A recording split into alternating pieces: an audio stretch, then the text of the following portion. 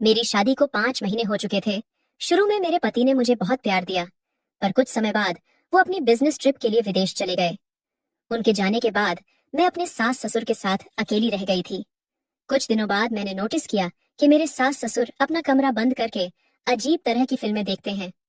मुझे ये सब बहुत अजीब लगता था, क्योंकि वो दोनों सुबह सुबह ही अपना कमरा बंद कर लेते थे। एक दिन मैं अचानक उन दोनों के कमरे में घुस गई और मैंने कहा, आज मुझे भी आप दोनों के साथ फिल्म देखनी है। मैं भी घर में अकेली बैठी बोर हो जाती हूँ। वो दोनों मुझे देखकर चौंक गए, क्योंकि फिल्म देखने के साथ साथ ससुर जी अपने हाथों का इस्तेमाल कर रहे थे और सासू माँ उनकी। हेलो दोस्तों, आज की इस रोमांचक कहानी में आप सभी का स्वागत है। मेरा नाम नेहा है और मैं एक बहुत अमीर परिवार से ताल्लुक रखती हूँ। मैं अपने मम्मी पापा की इकलौती औलाद हूँ। कुछ ही महीनों पहले मैंने अपनी पढ़ाई खत्म की है, और जैसे ही मेरी पढ़ाई पूरी हुई, मेरे माता पिता को मेरी शादी की फिक्र होने लगी। मुझे भी इस बात से कोई परेशानी नहीं थी, क्योंकि हर लड़की को एक ना एक दिन अपने माता पिता को छोड़कर ससुराल जाना होता है। यही सब सोचकर मेरे माता पिता मेरे लिए हमारे ही स्टेटस का लड़का ढूंढने लगे। जैसे ही मेरे रिश्तेदारों में पता चला कि मेरे पापा कोई अच्छा सा लड़का ढूंढ रहे हैं, तो मेरे लिए ढेर सारे रिश्ते आने लगे थे। लेकिन मेरे पापा कोई ना कोई कमी निकाल कर हर रिश्ते को मना कर देते थे। अब तो मैं खुद बहुत परेशान हो गई थी कि पापा हर रिश्ते को मना क्यों कर देते हैं। हमारे ही पड़ोस में एक आंटी रहती थी, जो लोगों के रिश्ते करवाती थी। एक दिन वो हमारे घर आई, तो मेरी माँ ने उनसे कहा, कल्पना, हम नेहा के लिए कोई अच्छा सा लड़का ढूंढ रहे हैं। अगर तुम्हारी नजर में कोई अच्छा सा रिश्ता हो तो हमें जरूर बताना। कुछ दिनों बाद कल्पना आंटी हमारे घर एक ऐसा रिश्ता लेकर आई जो मेरे मम्मी पापा को बहुत पसंद आया। लड़के का नाम रोहन था और उसका खुद का बिजनेस था। वो भी अपने माता पिता का इकलौता बेटा था, और उसके घर में उसके मम्मी पापा के अलावा और कोई नहीं था। मेरे मम्मी पापा को रोहन बहुत पसंद आया था, और मुझे भी फोटो देखते ही रोहन पसंद आ गया था। कुछ दिनों बाद हम दोनों की शादी हो गई और मैं रोहन के घर चली आई। शुरू के कुछ महीने बहुत अच्छे गुजरे थे। रोहन मुझसे बहुत प्यार करता था और मेरी देखभाल भी करता था। वो हर वक्त प्यार भरे मूड में रहता था, और ये सब देखकर मुझे बहुत अच्छा लगता था, क्योंकि मुझे हमेशा से ऐसा पति चाहिए था जो सिर्फ मेरा होकर रहे। पर कुछ दिनों के बाद रोहन को अपनी बिजनेस ट्रिप के लिए विदेश जाना पड़ गया।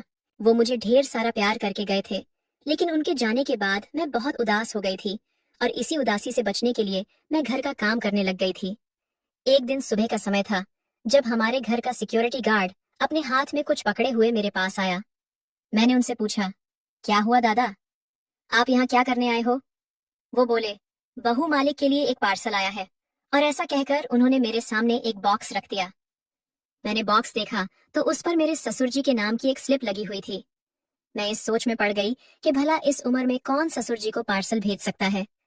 मैंने उस बॉक्स को खोलना चाहा तो मेरी सास ने आकर वो ऐसे झपट लिया जैसे उनकी कोई चोरी पकड़ी जाने वाली थी। मैं यह देखकर हैरान रह गई थी, और उनकी इस हरकत के बाद तो मैं सोच में पड़ गई थी।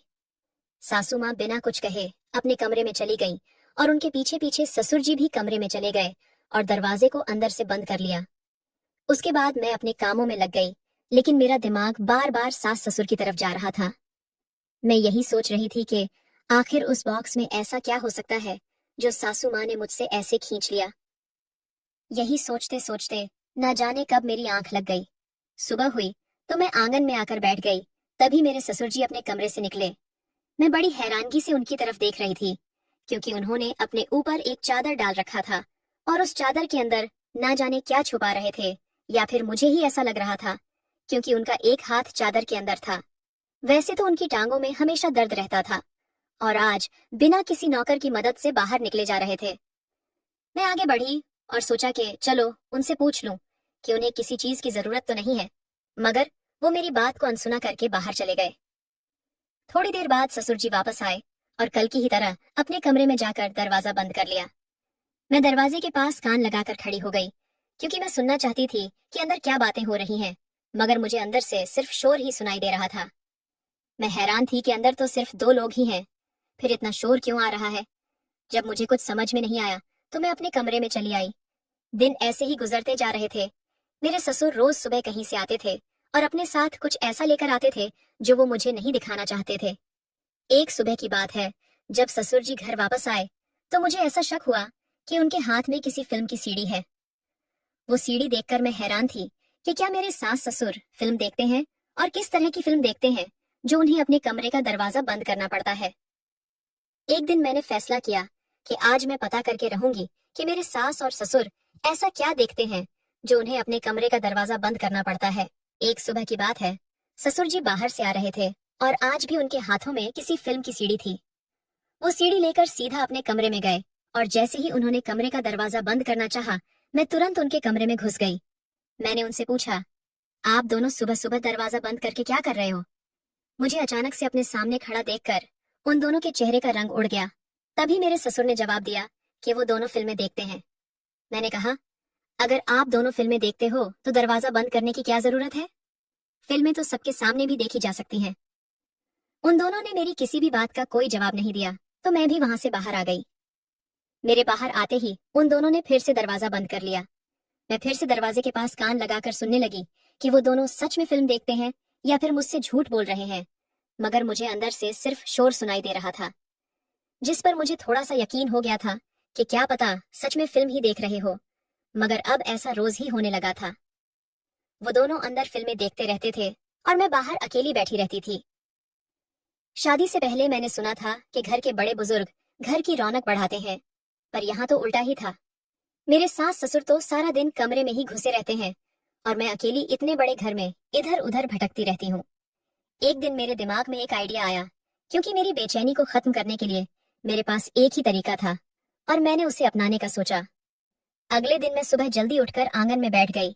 पर ये क्या, आज तो ससुर जी कहीं बाहर ही नहीं गए थे और ना ही कोई पार्सल हमारे घर आया था, और ऐसे ही 5 से 6 दिन और बीत गए।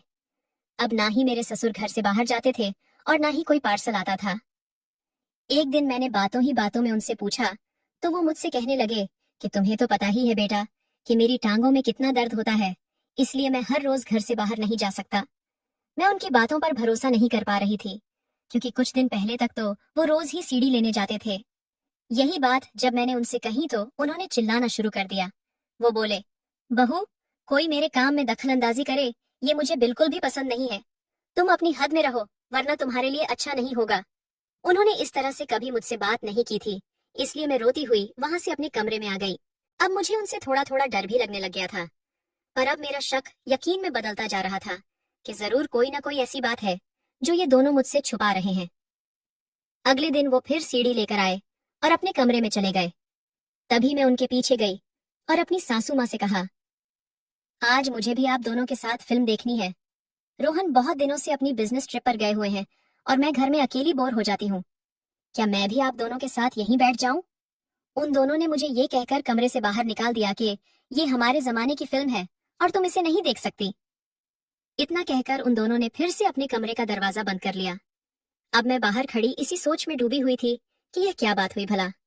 अगर मैं भी उनके जमाने की फिल्म देखना चाह रही हूँ तो वो दोनों मुझे क्यों नहीं देखने दे रहे। मैं उदास होकर उनके कमरे के बाहर ही बैठ गई। कुछ घंटे बाद मेरे सास ससुर भी बाहर निकल आए, पर मैंने उनसे कुछ नहीं कहा, क्योंकि मैं नहीं चाहती थी कि उन्हें मुझ पर शक हो जाए कि मैं उन दोनों पर निगरानी कर रही हूँ।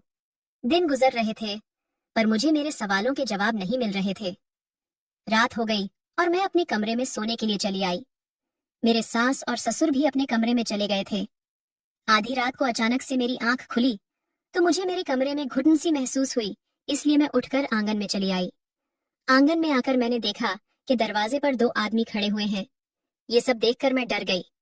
पहले मैंने सोचा कि उनसे जाकर पूछती हूँ, पर फिर मेरी हिम्मत नहीं हुई। उन दोनों ने चादर ओढ़ रखी थी, इसलिए मुझे उनके चेहरे नहीं दिखाई दे रहे थे। अचानक मेरी आंखों के सामने अंधेरा छा गया और मैं बेहोश होकर जमीन पर गिर पड़ी। सुबह जब मेरी आंख खुली तो मैं अपने बिस्तर पर ही थी। मुझे सर में बहुत तेज दर्द हो रहा था और मैं बस यही सोच रही थी कि मैं अपने कमरे में कैसे आई। अचानक मुझे रात की बात याद आई और मैं बाहर की तरफ भागी, जहां मेरे सास और ससुर बैठे हुए थे। मैंने उनको कल रात की सारी बात बताई, पर मेरी सास ने कहा कि बहू, तुम्हें कोई भ्रम हुआ होगा। मैंने उन्हें समझाने की बहुत कोशिश की कि वो मेरा भ्रम नहीं था, लेकिन वो दोनों मेरी कोई बात सुनने के लिए तैयार नहीं थे। थोड़ी देर बाद उन्होंने सिक्योरिटी गार्ड को बुलाया और उससे पूछा कि क्या कल रात को कोई 2 आदमी आए थे। गार्ड ने जवाब दिया कि वो सारी रात ड्यूटी कर रहा था। अगर कोई अनजान व्यक्ति घर में दाखिल होने की कोशिश भी करता तो उसे पता चल जाता। हमारे घर में 2 सिक्योरिटी गार्ड थे और दोनों एक ही बात कर रहे थे। मेरी सास ने कहा, तुम कुछ दिनों से सही से खाना नहीं खा रही हो, शायद इसलिए कमजोरी की वजह से गिर गई होगी। उनकी बात सुनकर मैं खामोश हो गई, पर मैं सारा दिन इसी सोच में पड़ी रही कि सच में वहां पर कोई था और उसी में से किसी एक व्यक्ति ने मुझे बेहोश किया था। क्या सच था और क्या झूठ था, मेरी समझ में कुछ भी नहीं आ रहा था। मैं बहुत घबराई हुई थी। रात के 8 बज रहे थे और जब मैंने ससुर जी को घर से बाहर जाते देखा तो मैं हैरान रह गई। मैं बगैर कुछ सोचे समझे उनका पीछा करने लगी कि शायद मुझे कुछ पता चल सके। उनके पास गाड़ी थी, लेकिन वो पैदल ही जा रहे थे और मैं भी चोरी छुपे उनके पीछे जा रही थी। थोड़ी देर चलने के बाद वो आगे जाकर एक दुकान रुक गए। शायद वो सीढ़ी की दुकान थी।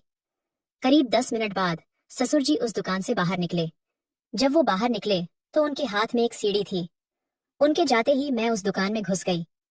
दुकानदार से ससुर जी के बारे में कुछ पूछना चाहती थी, पर कुछ सोचकर वहीं रुक गई और कुछ सीढ़ी खरीद कर वापस घर आ गई। मैंने दुकानदार से कोई सवाल जवाब नहीं किया, क्योंकि क्या पता वो ससुर जी को सब बता देता, जिसकी वजह से मैं मुश्किल में आ जाती और मैं कोई खतरा मोल नहीं लेना चाहती थी। घर आकर मैंने फिर से ससुर जी का कमरा बंद पाया। मैं अपने कमरे में आकर बैठ गई और यही सब सोचने लगी। तभी रोहन का फोन आ गया। उनकी आवाज सुनकर मैं हैरान भी हो गई थी और मुझे खुशी भी हो रही थी। वो परसों घर आ रहे थे, इसलिए मैं उनके स्वागत की तैयारियों में लग गई। फिर मैंने सोचा कि शायद मैं बहुत ज्यादा सोच रही हूँ, और वैसे भी सास ससुर अपना कमरा बंद करके अंदर क्या करते हैं, इससे मुझे क्या लेना देना। तो बेहतर यही था कि मैं इस मामले से दूर रहूं। दिन भर का सारा काम खत्म करके मैं रात को अपने कमरे के बाहर बैठी हुई थी। तभी मेरे ससुर जी अपने कमरे से बाहर निकले। उन्होंने मुझे देखा नहीं था और वो फोन पर किसी से बात कर रहे थे और साथ में इधर उधर भी देख रहे थे। मैं चुपके से उनकी बातें सुनने लगी। ससुर जी की बातें सुनकर मुझ पर आसमान गिरने वाला था। मैं हैरत से उनकी सारी बातें सुन रही थी और मेरा जो उन पर शक था वो यकीन में बदल गया था। सारी बातें खत्म करके वो अंदर चले गए और मैं भी अपने कमरे में आ गई, मगर मेरे दिमाग में उनकी वही सारी बातें घूम रही थीं। अब मुझे पूरी सच्चाई पता करनी थी, मगर सारा सच जानने के लिए मुझे ये जानना जरूरी था कि सास और ससुर अपने कमरे में क्या करते हैं। अगर वो सच में फिल्म देखते हैं तो उस फिल्म में ऐसा क्या है जो मुझे देखने से मना करते हैं। अब बस कल का इंतजार था, क्योंकि कल मैं उन दोनों के इस राज्य से पर्दा उठाने वाली थी। आखिर इंतजार खत्म हुआ और कल का दिन भी आ गया। ससुर जी सीढ़ी लाने चले गए और सासू माँ अपने बाकी कामों में लग गई। तभी मैं उन दोनों के कमरे में जाकर छिप गई। मुझे पता था कि कुछ ही देर में ससुर जी सीढ़ी लेकर वापस आ जाएंगे। आज मुझे पता लगने वाला था कि मेरे साथ ससुर ऐसा क्या देखते हैं जो वो मुझसे छुपाते हैं। मेरे पति को भी वापस आने में थोड़ा सा ही वक्त था, लेकिन उससे पहले मुझे इस रात से पर्दा हटाना था। कुछ देर बाद मेरे सास और ससुर कमरे में आ गई। उन दोनों ने उस सीढ़ी को प्ले किया और फिल्म देखना शुरू कर दिया। फिल्म शुरू हो गई और मैं उसे बड़े ध्यान से देख रही थी। जैसे जैसे फिल्म आगे बढ़ रही थी, मैं शर्म के मारे पानी पानी हो रही थी। मैंने उस फिल्म में जो भी देखा था उसके बाद मैं वहीं जम गई थी, क्योंकि मुझे समझ नहीं आ रहा था कि मुझे अब क्या करना चाहिए। आधे घंटे बाद वो फिल्म खत्म हो गई और मैं गुमसुम होकर वहीं बैठी रही। मुझे अंदाजा भी नहीं था कि अगर मेरे सास ससुर को मेरे वहां होने का पता लग गया तो मेरे साथ क्या करेंगे। मैं अब अपने आगे के प्लान का इंतजार करने लगी। करीब 10 मिनट बाद दरवाजे पर दस्तक हुई। मेरी सास ने जैसे ही दरवाजा खोला तो वो दंग रह गई, क्योंकि बाहर पुलिस वाले खड़े हुए थे और मैं भी उसी वक्त उनके कमरे से निकलकर बाहर की ओर भागने लगी। मुझे उनके कमरे से बाहर आता देख सास ससुर दोनों चौंक गए थे। मैंने उनसे कहा कि क्या आप दोनों खुद अपनी कहानी बताएंगे या मैं बताऊं? तब तक रोहन भी आ चुके थे। पुलिस ने जब सख्ती से पूछना शुरू किया तो मेरे ससुर जी ने बताया कि हम लोग एक गैंग के लीडर हैं और हमारे साथ बहुत सारे आदमी काम करते हैं। हम लड़कियों को अगवा करते हैं और उन्हें विदेश भेजते हैं, और जो अगवा की हुई लड़कियां विदेश नहीं जाती हैं उन्हें हम अपने ही देश में गलत कामों में लगा देते हैं। इन कामों में बहुत अच्छे पैसे मिलते हैं और ये काम हम बहुत सालों से कर रहे हैं, और अब तो इस धंधे में हमारे कदम अच्छी तरह जम चुके थे, इसीलिए हमें आज तक कोई पकड़ नहीं पाया है। पर पता नहीं इस लड़की को हम पर कैसे शक हो गया। मैं तो इस लड़की को पहले दिन ही मार देना चाहता था, पर पता नहीं क्यों मेरी पत्नी को इस पर तरस आ गया। मैं इसको रास्ते से हटाने वाला ही था कि तब तक इसने हमारे बारे में सब पता कर लिया। मेरे पति को भी इस बारे में कुछ नहीं पता था। उन्हें नहीं पता था कि उनके माँ बाप इतने सालों से किस तरह की जिंदगी गुजार रहे थे। मेरे पति को ये सब देखकर काफी शर्मिंदगी महसूस हुई। मेरे सास और ससुर को पुलिस पकड़कर ले गई और उनके जरिए बाकी सब लोगों को भी गिरफ्तार कर लिया गया। मैंने और रोहन ने भी वो घर छोड़ दिया। सास और ससुर की सारी काली कमाई का पैसा हम दोनों ने गरीब बच्चों में बांट दिया।